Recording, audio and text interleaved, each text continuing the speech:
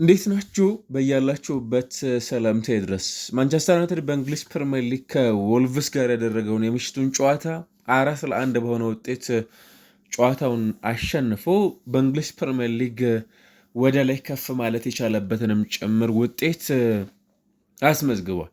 ይሄ ለዩናይትድ እጅግ በጣም አስፈላጊ ከሚባሉ መርሃ ግብሮች ውስጥ አንዱ ነበር ማለት እንችላለን። ደግሞ ሁለተኛው አጋማሽ ልክ እንደ ብራይተን ጨዋታ ሁሉ ከዛም በእንግሊዝ ፕሪምየር ሊግ በጣም ጥቂት በሚባሉ ጨዋታዎች ለምሳሌ ሰንደርላንድን ጨዋታ ማኔጅ ያደረጉበት መንገድ በቅርቡ እንኳን የምናስታውሰው ጨዋታ ከክሪስታል ፓላስ ጋር በነበረው ጨዋታ ሁለተኛው አጋማሽ ቡድኑ ጥሩ ሲሆን የተመለከትንባቸው የጨዋታ መርሃ ግብሮችን እናስታውሳለን እና ልክ እነዛን ጨዋታዎች ማስታወስ በምንችልበት ልክ በጣም አሪፍ የነበረበትን ምሽት አሳልፏል። ለምሳሌ ብሩኖ ፈርናንዴዝ ኤክሰፕሽናል ምሽት አሳልፏል። ምናልባት የመጀመሪያው ጎል ከተመለከታችሁት እኔ የወልቭስ ደካማ እጅግ በጣም ደካማ መሆን ያ ጎል ለመቆጠሩ ምክንያት ነበረው ያስባለሁ። በተለይ መከላከላቸው እጅግ በጣም ደካማ ነበር። የመጨረሻ የብሩኖ ፈርናንዴዝ ታች በጣም ያስገርም ነበር።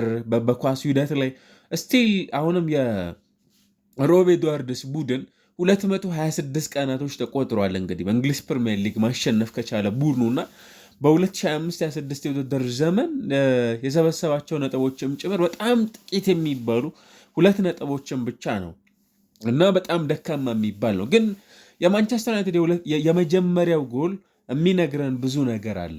አሰልጣኝ ሩበን አሞሪም የሚሳካላቸው ከሆነ ይህንን አይነት ፕሬሲንግ ነው ሊያሳዩን የሚፈልጉት። 3 ነገሮችን ብቻ ላስታውሳችሁ። የመጀመሪያው የማንቸስተር ዩናይትድ ጎል 3 የዩናይትድ ተጫዋቾች ንክኪ ነበር የነበረው። ኳሱ መጀመሪያ ላይ ካዚሜሮ ኳሱን ዲፍሌክት አደረገ። እሱ ዲፍሌክት ያደረገው ኳስ በፍጥነት ነበረ ማቲያስ ኩኛ ጋር የደረሰው። ከዛ ማቲያስ ኩኛ ቦክስ ውስጥ ከገባ በኋላ ሆልድ አደረገ። ከዛ ለቡርኖ ፈርናንዴዝ ሰጠው። ቡርኖ ፈርናንዴዝ ወደቀ። ከዛ በወደቀበት ኳሱን መታ ወደ ጎልነት ቀየረ። የመጀመሪያው አጋማሽ ለዩናይትድ ምንድን ነበር ጥሩ የነበረው?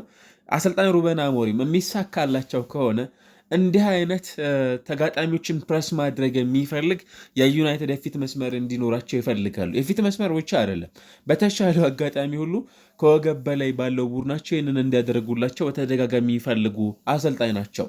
የሚሳካላቸው ከሆነ ማለት ነው እና ምን ያህል ፕሮዳክቲቭ እንደሆነ የምትመለከቱት የ3 ተጫዋቾች ንክኪ በጣም ጥቂት በሚባሉ አጋጣሚዎች ብቻ ማድረግ እንዲችል አስተዋጽኦ ይፈጥርላቸዋል። ብሩኖ ፈርናንዴዝ በጨዋታ እና እንዲሁ በፍጹም ቅጣት ምት ጎል አስቆጠረ። 2 ጎሎችን አስቆጥሮ 1 አሲስት አደረገ። የ3 ጎሎች ላይ ተሳትፎ ነበረው። ማቲያስ ኩኛ አሲስት አደረገ። ብሪያን ኤምቤሞ ደግሞ ጎል አስቆጠረ እና የምሽቱ ጨዋታ ለዩናይትድ እጅግ በጣም አስፈላጊ ከሚባሉ የሊግ መርሃ ግብሮች ውስጥ በቀዳሚነት ሊነሳ የሚችልበትንም ጭምር እድል አለው። ዩናይትድ በቅርብ ሳምንታት ተደጋጋሚ ነጥብ መጣሉ ደግሞ ለዚህ የምሽቱንም ጨዋታ ብዙዎች በኮንፊደንስ ሆኖ የተከታተሉት መርሃ ግብር አልነበረም፣ ገና ቀድሞ ሆኖ ሲመጣ ማለት ነው። ምናልባት የወልቭስ የቅርብ ጊዜ የጨዋታ ውጤቶች እያሸነፉ አለመጓዝ ለዚህ እንደ አንድ ምክንያት ልናነሳው እንችል ይሆናል እንጂ ዩናይትድ በጨዋታው ላይ ሊያሸንፍ የሚችልበት እድል ብዙ ኮንፊደንስ ኖሮት አይደለም ተመልካቹ ሲያነሳውም የነበረው። ግን አሰልጣኝ ሩበን አሞሪም ምን አስመለከቱን? ለምሳሌ እኔ ከቅያሬዎቹ በፊት ልክ ባሳለፍነው ሳምንትም በዩናይትድ በኩል የመጀመሪያው ስታርቲንግ ላይናፕ ተመልክታችሁ አለም የምታስታውሱ ከሆነ ሃይደን ሄቨንን የዩናይትድ ሌላኛው ሴንተር ባክ አድርገው ነበር የጀመሩት። ትላንትና በአንጻራዊነት የተሻለ ጊዜን ማሳለፍ የቻለው ተጫዋች ነበር። ባሳለፍነው ሳምንትም ተቀይሮ ሲወጣ ተመለከትን። ትላንትና እንዲሁም እርሊ ቅያሬዎችን ነበር አሰልጣኙ የተመለከቱን። ሌኒ ዮሮንና ሊዛንድሮ ማርቲኔዝን አስገቡ። ሃይደን ሄቨንና ናስሩ ማዝራይን ቀይሮ ያስወጧቸው ተጫዋቾች ናቸው። እርሊ እንዲያውም የዩናይትድ ተከላካዮች ዲጎ ዳሉት የምታስታውሱት አንድ ኳስ ብሩኖ ፈርናንዴዝ ያንን ማራኪ ኳስ ሲሰጠው ማስቆጠር ነበረበት። እኔ በግሌ ምንም እንኳን አሲስት ላይ ትላንትና በምሽቱ ጨዋታ መሳተፍ ቢችልምና ግን ያንን ያባከነበትን አጋጣሚም ጭምር ደግሞ እናስታውሳለን። ከዛ ሁለተኛው አጋማሽ ኮቢ ሜኑን፣ ፓትሪክ ዶርጉን፣ ጆሹዋ ዚርክዚን ቀይረው አስገቡ ወደ ሜዳ። ግን የዩናይትድ የፊት መስመር ምናልባት ቤንያሚን ሴስኮ መጎዳት በኋላ እንዲሁም አንዳንድ አማራጮችን ስናነሳ ነበር። በየትኞቹ ተጫዋቾች ዩናይትድ 9 ቁጥሩ ሊያስጀምር ይገባዋል? ማቲያስ ኩኛ፣ ብሪያን ምቤሞ እዛው ቦታ ላይ ማለት ነው፣ ጆሹዋ ዝርክዚ፣ አንዳንዴም በሜሰን ማውንት ምናልባት ብዙ የማይደፍሩት ቦታ ነው፣ ግን ብሩኖ ፈርናንዴሽ በተደጋጋሚ እዛ ቦታ ላይ የመጠቀም እድል ስለነበራቸው ገና ሲመጡም ጭምር የመጀመሪያ ጨዋታቸውንም እንደዛው ነበር እና ይሄ ቦታ ግን ጆሹዋ ዚርክዚን በተመለከተ እኔ ኢፌክቲቭ አይደለም። ጆሹዋ ዚርክዚ አንዳንድ ተቾቹ በጣም ያምራሉ። ዲሚትሪ ቤርባቶቭን ያስታውሱኛል። አንዳንድ የመጨረሻ ንክኪዎቹ በጣም ያስደንቃሉ። ሊንካፖቹ እጅግ በጣም ማራኪዎች ናቸው። ወርክሬቱ በጣም አስፈላጊ ነው። ግን እኔ ተጋጣሚን በጣም ተጭኖ በመጫወት ደረጃ እና በጣም ልክ እንደነ ማቲያስ ኩኛ አይነት ኢነርጂ ያለው ተጫዋች ነው ወይ አይዶን ነው ብዙ የሚያስመማኝ አይመስለኝም። ግን እንደም ቢሆን ማቲያስ ኩኛን ወደ 9 ቁጥር ያመጡበት ጨዋታ ሆነ ሜሰን ማውንት ወርክሬቱ ብዙ ጥያቄ የሚነሳበት ተጫዋች አይደለም። በነገራችን ላይ ሜሰን ማውንት በጣም በጣም አስደናቂ የሚባል አይነት ተጫዋች ነው። ሜዳ ውስጥ ካለ ሜሰን የሚሰጣችሁ ቫሊዩ የትኛውም ተጫዋች ላይ ሰጣችሁ ይችላል። ትላንትናም እንዲሁ ነበር። በዛ በኩል ነው ሲሳተፍ የተመለከት ነው ለዩናይትድም ጭምር ጎል ሲያስቆጠረ እና ይሄ ማለት ትላንትና አሰልጣኝ ሩበን አሞሪም በተለይ ሁለተኛው አጋማሽ ጨዋታቸው በጣም ፐርፌክት ነበረ። ማኔጅ ያደረጉበት መንገድ ሌላው ከሚደነቁላቸው ምሽቶች ውስጥ ሊነሳ የሚችል የጨዋታ መርሃ ግብርን አሳልፏል። ኤክስጂ 27 ሙከራዎችን አከናውኗል። ማንቸስተር ዩናይትድ በእንግሊዝ ፕሪሚየር ሊግ ብዙ ኳሶችን በመሞከር ብዙ ኤክስጂዎችን በማስመዝገብ ብዙ ቻንሶችን ክሬት በማድረግ የሊጉ ቀዳሚ ቡድን ነው። ታውቃላችሁ አይደለ? ይህንን በጣም ብዙ ስታቲስቲክሶቹ ቀዳሚዎች ናቸው። ግን በዛው ልክ ጎሎች ኮንሲድ የሚያደርግ ቡድን ነው። 4.24 ጎል መቆጠር ነበረበት። ያ ማለት 100% ከሚሞክሯቸው ሙከራዎች አንጻር፣ ኢላማቸውን ከሚጠብቁት አንጻር ወይም ጎል መሆን ከነበረባቸው ኳሶች አንጻር የተቆጠሩ ትክክል ናቸው ማለት ነው። 10 ኢላማቸውን የጠበቁ ሙከራዎችን አከናውናል። በትላንትናው ጨዋታ ላይ በወልቭስ በኩል ምናልባት ግብ ጠባቂው ጆን ስቶን እነዛን ሁሉ ኳሶች 4 ኳሶች ሴቭ አድርጓል። ቢያንስ 4 ጎል መቆጠር ነበረባቸው ነው እንዲያውም ከተጨማሪ ከተቆጠሩት 4 ጎሎች ባሻገር። ስለዚህ ዩናይትድ የትላንትናው ጨዋታ በኳስ ቁጥጥር ተጋጣሚን ተጭኖ በመጫወት ተጋጣሚ ሳጥን ውስጥ በማሰለፍ ብዙ ሙከራዎችን በማከናወን በጣም የተሻለ ቡድን ነበር ማለት ነው እና የቅርቦቹን ጨዋታዎች ለዩናይትድ ጥሩ ያልነበሩ መርሃ ግብሮች ናቸው ማለት ነው። ምናልባት ዘንድሮ አንዳንድ ጥሩ ውጤቶች አሉት። ምናልባት የክሪስታል ፓላስ በጣም ጥሩ ውጤት የሚባል፣ የሊቨርፑል በጣም ጥሩ ውጤት የሚባል፣ ሰንደርላንድ ጋር የነበራቸው ጨዋታ በጣም ጥሩ ውጤት የሚባል፣ የፓላስ ከዛ የወልቭስ ጨዋታቸው እንዲሁ በዚሁ ልክ ልናነሳው የምንችለው የዚህ የውድድር ዓመት የማንቸስተር ዩናይትድ ጥሩ ከሚባሉ የሜዳ ላይ ፐርፎርማንሶች ውስጥ ልናነሳው የምንችለው ነው። እንግዲህ ብሩኖ ፈርናንዴስ ያንን በማንቸስተር ዩናይትድ ከፖል ስኮልስ በኋላ ብዙ ኳሶች ለተሳትፎ ማድረግ የሚችለውን ተጫዋች ከሆነ በኋላ አሁንም ብዙ ቁጥሮችን የሚያስመዘግበው ተጫዋች ሆኗል ማለት ነው። በአንድ ጨዋታ ላይ ብዙ አሲስቶችንም ጨምር በማድረግ ከተጋጣሚዎች ከሜዳ ውጭ ማለት ነው ጥሩ ቁጥር ያለው ተጫዋች ነው። በዚህ ልክ የምናነሳቸው እንደነ ሴስክ ፋብሪያስ፣ ጀራርድ ደለፊው፣ ሞሐመድ ሳላ ከዛ አሁን ደግሞ ብሩኖ ፈርናንዴዝ ነው የምናነሳው ማለት ነው። በ5 ጨዋታዎች 6 ጎሎች ላይ ተሳትፎ ማድረግ የቻለ ተጫዋችም ጭምር ነው ማለት እንችላለን። ብሪያን እንግዲህ ዘንድሮ በጣም ጥሩ ጊዜን እያሳለፈ ነው የሚገኘው በብሬንፎርድ እና በማንቸስተር ዩናይትድ የተጫዋች እያሳለፈው የሚገኘው ቆይታ በጣም አስደናቂ የሚባል ነው። 26 ጎሎች ለተሳትፎ አድርጓል። እንግዲህ በጣም ድንቅ ነው ማለት ነው። ሞሐመድ ሳላህና እንዲሁ ደግሞ ሄርሊንግ ብራውት ሃላንድ ናቸው ከዚህ ቁጥር ላቅ ያለ ቁጥርን እያስመዘገቡ የሚገኙት። ለማንቸስተር ዩናይትድ በተለይ ደግሞ ዘንድሮ በመጀመሪያው አጋማሽ የሚያስቆጠር ከሆነ ቡድኑ እስካሁን ድረስ ሽንፈትን አላስተናገደም። የመጀመሪያ ጎል ከሆነ የሚያስቆጥረው 5ቱን አሸንፈዋል፣ በ4ቱ አቻ ወጥተዋል። ምንም አይነት ሽንፈትን አላስተናገደም። አንዱ ቡድኑ ጎል ካስቆጠረ በጣም ጥሩ ሊባል የሚችል ነው። ቢፎር ሴኔ ላመንስና ከሴኔ ላመንስ በኋላ ያለው ማንቸስተር ዩናይትድ ለምሳሌ ከሴኔ ላመንስ በፊት 6 ጨዋታ ቡድኑ አከናውኗል፣ 2ቱን ያሸነፈው። ከሴኔ ላመንስ ጋር ቡድኑ 9 ጨዋታ አከናውኗል፣ 5ቱን አሸንፏል። ነገር ግን 3ታቸው ወጥቶ በአንድ ሽንፈት አስተናግዷል። ሴኔ ላመንስ ወደ ዩናይትድ ከመጣ በኋላ አንድ ጨዋታ ነው ማንቸስተር ዩናይትድ ሽንፈትን ያስተናገደው። በ3ታቸው ወጥቶ በ5ቱ አሸንፏል። በጣም ጥሩ የሚባለን ጊዜ ቡድኑ እያሳለፈ ነው የሚገኘው። አሁን ትልቅ የሆነ ጥያቄ መጠየቅ አለበት። አሰልጣኝ ሩበን አሞሪም ትላንትና ከጨዋታው በፊት አንድ ነገር አሉ። ማንቸስተር ዩናይትድ በማንቸስተር ዩናይትድ ጊዜ ያስፈልገኛለም ጭምር፣ ግን ደግሞ ጊዜ የለም። ግልጽ ነው ማለት ነው። ዩናይትድ አሁን ባለበት ሁኔታ ውጤት የሆነ ሰዓት ላይ ይመጣል፣ መልሶ ይጠፋል። ቡድኑ ሊታገሳቸው አይችልም። በዚህ ምክንያት ጊዜ በጣም ያስፈልጋል፣ ግን ደግሞ ጊዜ የለም የሚልን ሀሳብ እያጋሩ ነው እንግዲህ የሚገኙት ማለት ነው። አሁን ተጫዋቾች እንግዲህ ካፍ አንድ መረጃ ይፋ አድርጓል።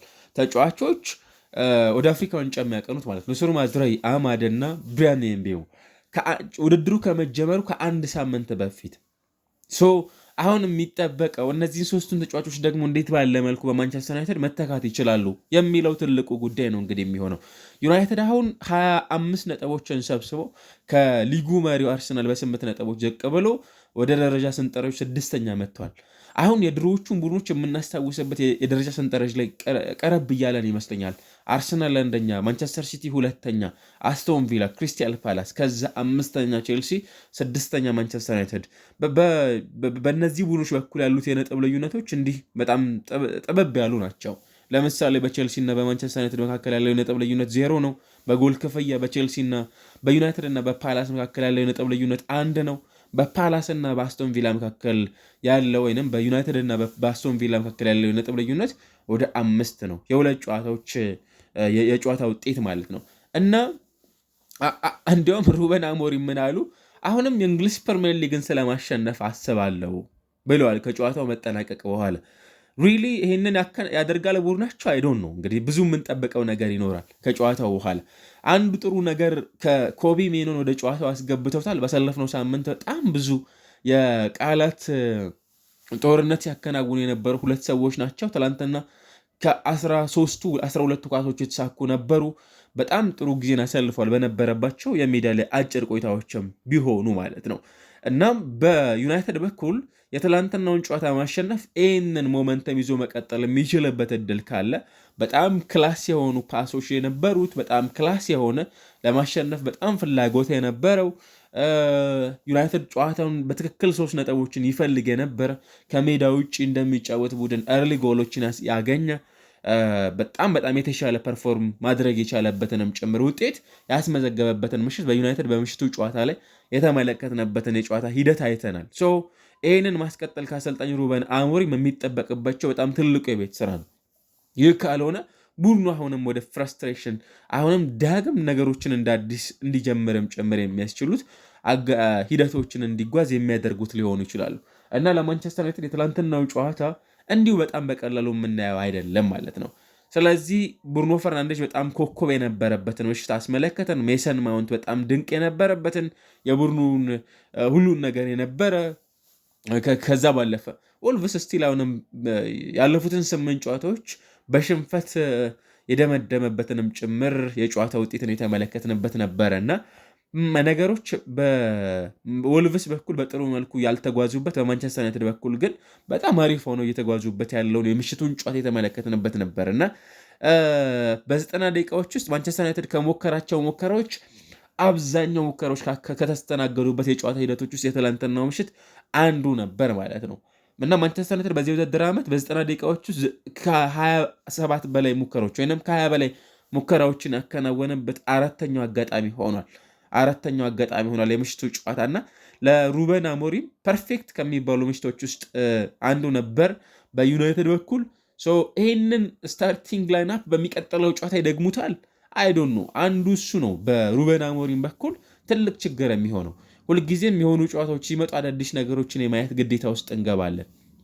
በእርግጥ የሚያስገድዷቸው ቀያሪዎች አሉ። ቅድም የተመለከትናቸው 3ቱ ወደ አፍሪካ ዋንጫ የሚጓዙ ተጫዋቾች አዳዲስ ፊቶችን አሰልጣኙ እንዲመለከቱም ጭምር የሚያደርጓቸው እንደሚሆኑ ኤክስፔክት እናደርጋለን። በእነዚህ ተጫዋቾች በኩል እነማንን በማምጣት ቡድኑ አጀስተመንት ይሰራሉ የሚለው ጉዳይ ልንመለከት እንችላለን እና በማንቸስተር ዩናይትድ ማቲያስ ኩኝ የመጀመሪያውን አሲስት አስመዝግቧል ማለት ነው። ከነዛ ጎሎቹ በኋላ ባለፉት 15 ጨዋታዎች ብሩኖ ፈርናንዴዝ 5 አሲስትና ጎል አለው፣ 3 ጎሎች አሉት። ይሄም አንዱ ጥሩ ነው። በማንቸስተር ዩናይትድ በኩል ከተመለከትናቸው የምሽቱ መርሃ ግብሮች በኩል በዩናይትድ በኩል በእርግጥ ብሩኖ ፈርናንዴዝን በተመለከተ እሳቸውም እንደሚሉት ኦልዌይስ ፊት ነው በቃ የሚሉት ለጨዋታዎች ሁልጊዜም ዝግጁ የሆነ ተጫዋች ነው በማለት የሚጋሩለት ተጫዋች እንደሆነ ይታወቃልና ዩናይትድ የምሽቱን ጨዋታ በጨዋታ ብልጫ ጌም ኮንትሮል በማድረግ የመጀመሪያ አጋማሽና ሁለተኛ አጋማሽ ዲሳይሲቭ የሆኑ ጎሎችን በማስቆጠር ተጋጣሚን ተጭኖ በመጫወት በደንብ ተጋጣሚያቸው ላይ በላይነት በመውሰድ የመጀመሪያው አጋማሽ ምናልባት ኦቨር ኮንፊደንት ከነበሩባቸው ምሽቶች መካከልም ጭምር የሚነሱ ናቸውና ለወልቭስ አሁንም ከ598 ደቂቃዎች በኋላ ነበር ትላንትና ምሽት ዣን ሪሽነር ቤልጋርዴ ጎል ያስቆጠረላቸውና እጅግ በጣም ሩቅ ነው ማለት ነው። በጣም በጣም አድካሚ ነው እና ዩናይትድ ቀጣዩ ነው የሚያጓጓው። የምሽቱን ጨዋታ ፐርፌክት በሆነ ምሽት አጠናቋል ማለት ነው። አሁን ወደ ደረጃ ስንጠረዡ መመለስ የሚችልባቸውንም ጭምር ውጤት አስመዝግበዋል ማለት እንችላለን።